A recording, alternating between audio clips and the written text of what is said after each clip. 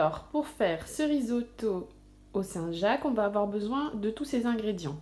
Donc, de l'échalote ciselée, de l'oignon ciselé, du riz à risotto, un bouillon de cubes de volaille, du beurre, du parmesan, sel, poivre et des Saint-Jacques qui ont été mis dans le lait pour en fait pas qu'elles soient sèches avant qu'on les cuise. On va faire fondre le beurre dans le cuiseur à riz ou dans la casserole et ensuite on va mettre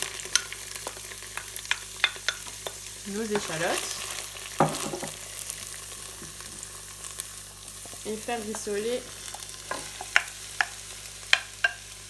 notre oignon.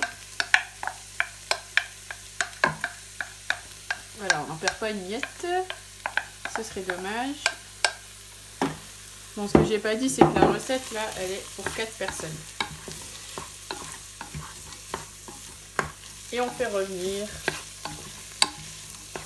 dans le fond. Moi, j'utilise un cuiseur à riz parce que je trouve que ça colle moins et il y a moins de problèmes en fait lorsque vous préparez le risotto en avance. En fait, il y a des fonctions qui sont réchauffées et qui sont quand même assez sympas. Ça évite que le risotto il accroche.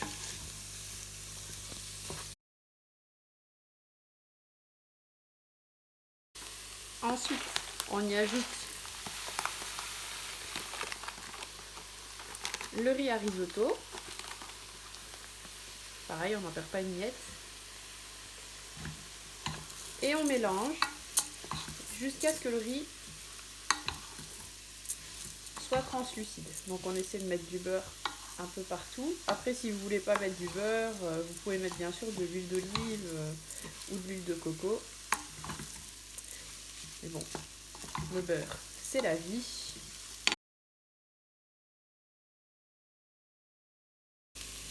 Ensuite, une fois que le riz est devenu translucide, en fait, le riz il a à peu près la même couleur que les oignons et les échalotes. Là, vous mouillez une première fois avec du vin blanc.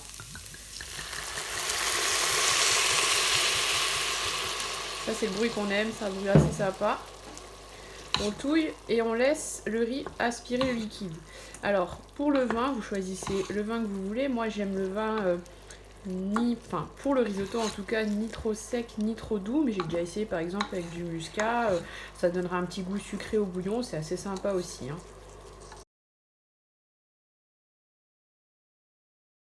Ensuite, une fois que le riz il a absorbé le vin blanc, on va mettre une partie du bouillon.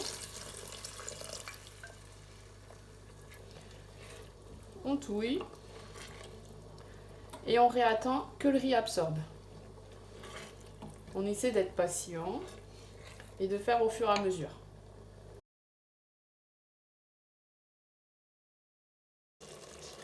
Alors là, on voit que le riz, il a bien absorbé le bouillon. Donc on va pouvoir remettre notre bouillon. Et on repatiente jusqu'à ce qu'il soit gonflé.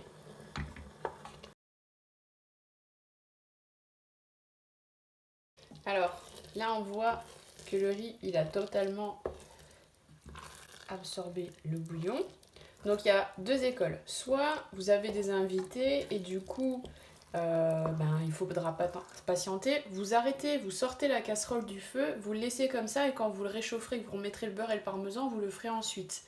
Si vous avez faim tout de suite, comme nous aujourd'hui, vous sortez quand même la casserole du feu où moi j'ai éteint l'autocuiseur, vous mettez le beurre.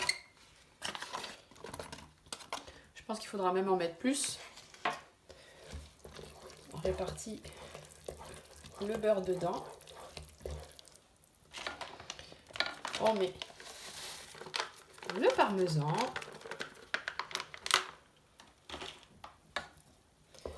On retouille. Moi j'aime bien quand il est un tout petit peu laiteux, qu'il n'est pas trop sec comme ça, le risotto. Et voilà, on laisse fondre à l'intérieur. Ensuite, voilà, ça fait du bruit, je ne vais pas le faire devant vous, mais c'est au moment là que vous mettez du poivre. Je ne mets pas du sel tout de suite parce qu'il y a quand même déjà, là c'était du beurre salé que j'ai mis et du parmesan, donc je vais rectifier à la dernière minute. Donc vous laissez comme ça hors du feu et pendant ce temps, on va cuire les Saint-Jacques.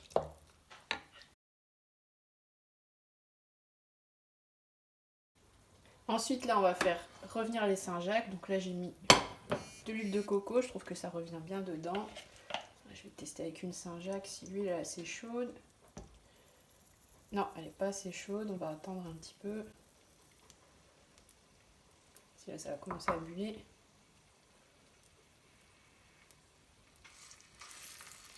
Ça y est. On va mettre le reste des Saint-Jacques. Évidemment, je les ai égouttés. Hein.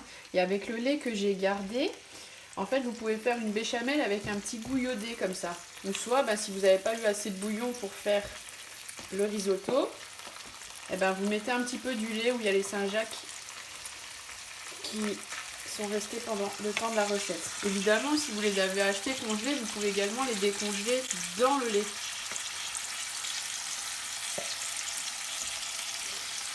Voilà. Après, ceux qui n'aiment pas le corail, vous pouvez enlever le corail. Moi, j'aime bien parce qu'en plus, ça laisse de la couleur dans l'assiette.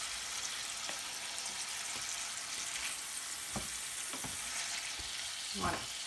On les fait revenir pas trop longtemps. Moi, j'aime bien que la Saint-Jacques, elle soit cuite des deux côtés, mais presque crue au milieu. Alors, c'est comme ça qu'on les mange normalement. Et voilà, on patiente le temps de la cuisson.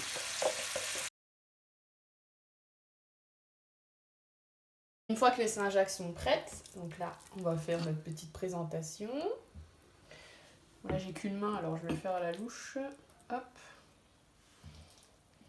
J'ai faim en plus aujourd'hui. Comme un petit puits. Mon petit mari, il a faim aussi aujourd'hui. Surtout quand je fais du risotto. Voilà, faut pas que le risotto il soit trop sec, il faut qu'il ait un petit aspect laiteux comme ça. Hop, et voilà, le reste pour Bibi. Évidemment, on a vérifié l'assaisonnement, hein, c'est assez salé, assez poivré. Un petit trait de paprika au-dessus pour la couleur.